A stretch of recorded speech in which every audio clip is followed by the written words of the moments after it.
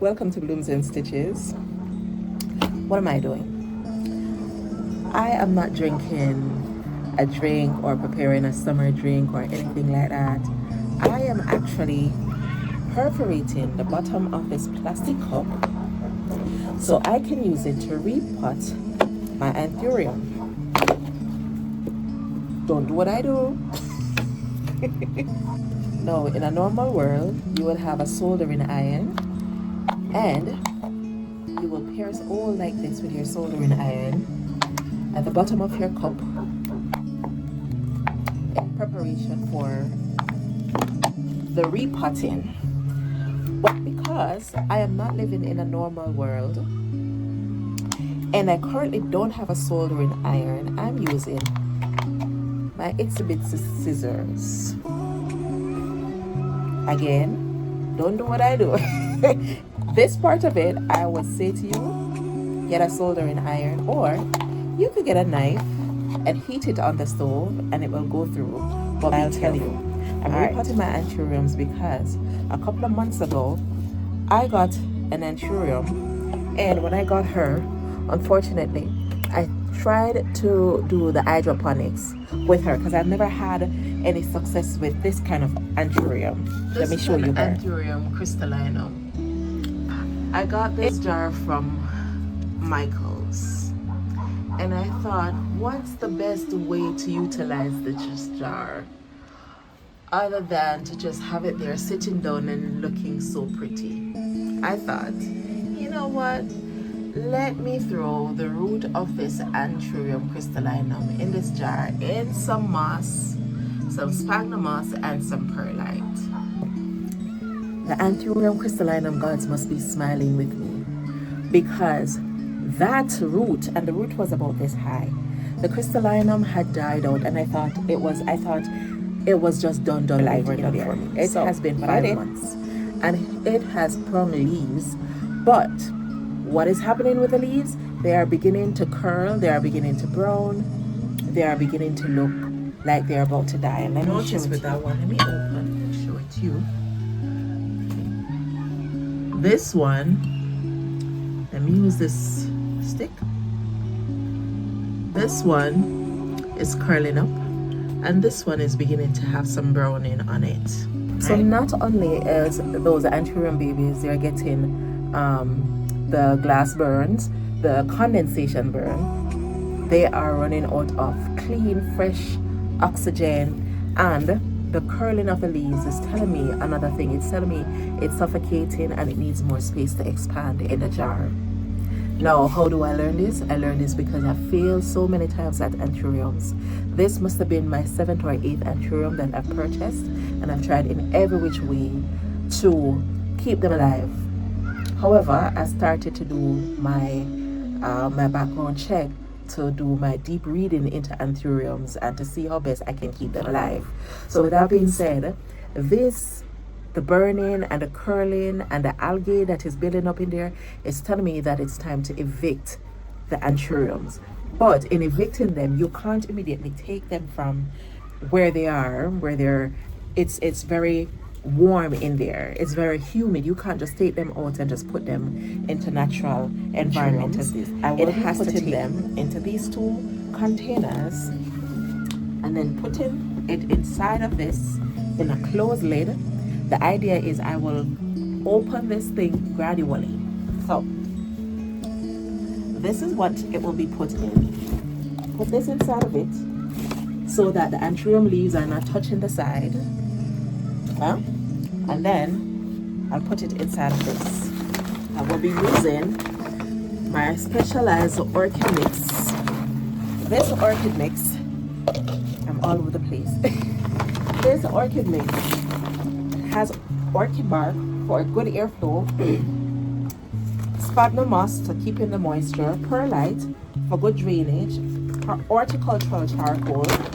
I'm going to put some extra horticultural charcoal in it, but I'm also going to put worm castings as well. This is what my orchid bark looks like. All the orchid bark, the sphagnum moss, the perlite, the horticultural charcoal, and of course, I'm going to mix in some worm castings in there.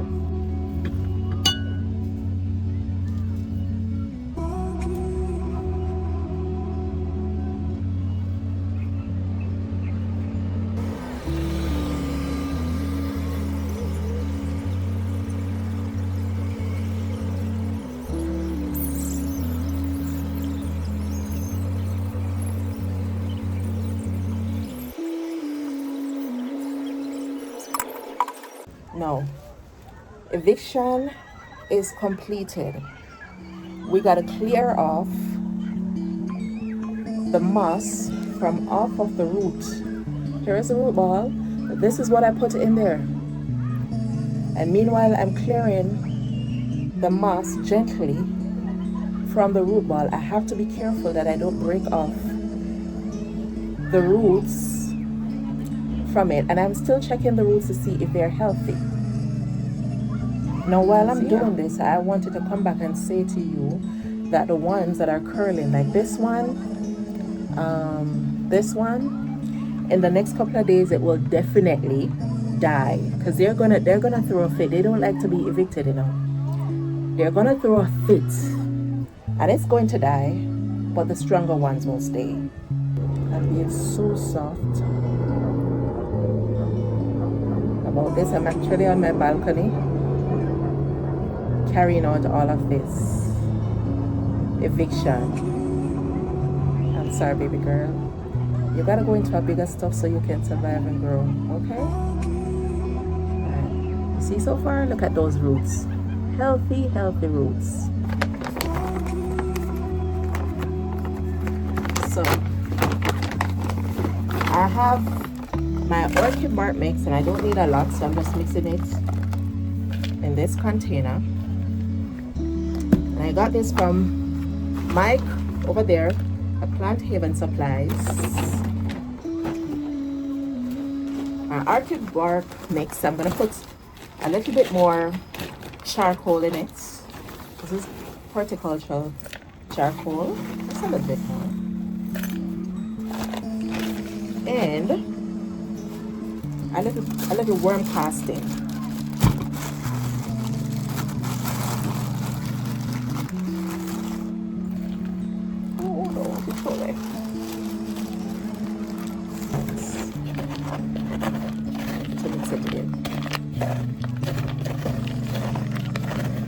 Alright, so now that we mix it in, we are going to put our mix in the cup.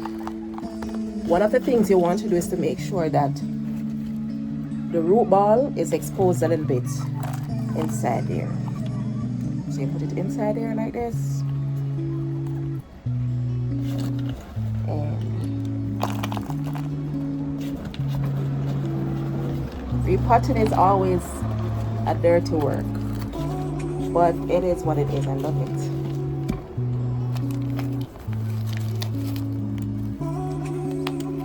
Make sure that the root ball is exposed.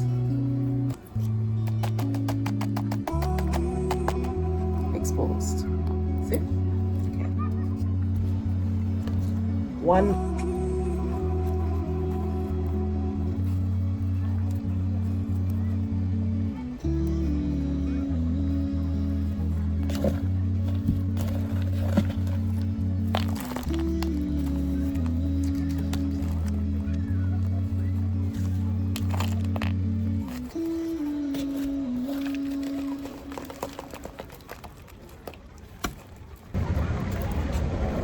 Now that we've finished with the repotting, I'm going to put them into this container without the leaves touching the container.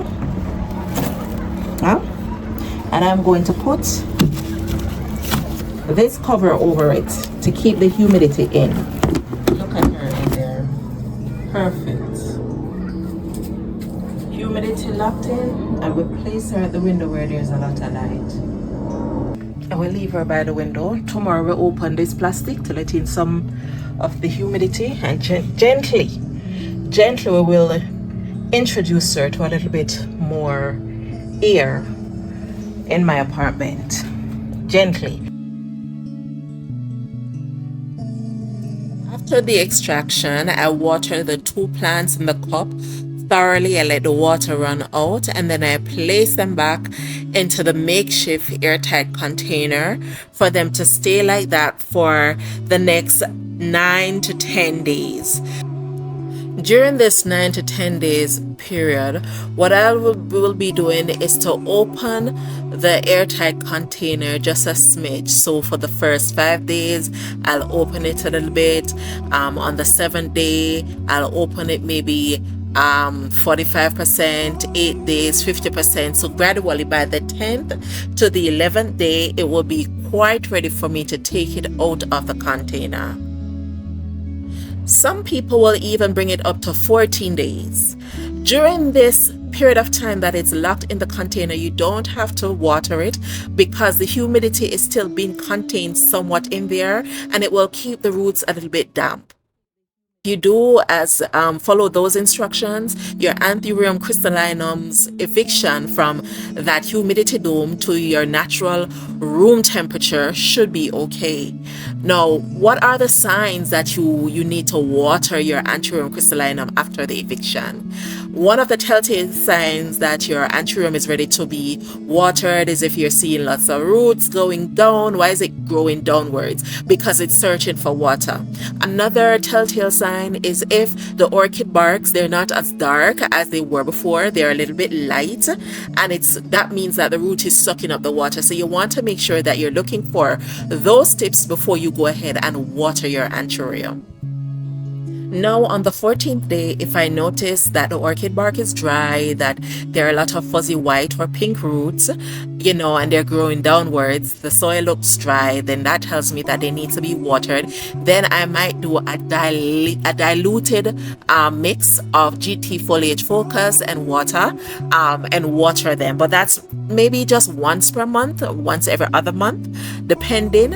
And yeah, that's what I'll do to water it. Now, let me tell you, you will most definitely see these anthuriums putting up a fight. They're like little babies that like to throw a tantrum. They don't like to be moved. They don't like certain things. So with the babies, once you move them out of the humidity dome into another container where you are trying to get them acclimatized to your household, they will throw a tantrum. You will see that some of the leaves will turn brown but that's okay. Cut them off, cut off the wilted brown leaves so that the plant can concentrate on growing. And I'll show you a video of what mine looks like on the 5th day. Me evicting my Anthurium Crystallinum, and seeing if I can put her with my other plants. For now, this is where I'm going to end this video. I will give you an update in other videos to see what my Anthurium is doing, how it's progressing. But I'm going to end the video here. If you haven't subscribed to my channel, if you're a first-time viewer, please remember to subscribe, hit that notification bell so you're notified when I have a new video coming along. Share it with your friend, leave a comment, help me to boost my channel to the algorithm. And yeah, thank you so much for watching. Until I see you in the next one.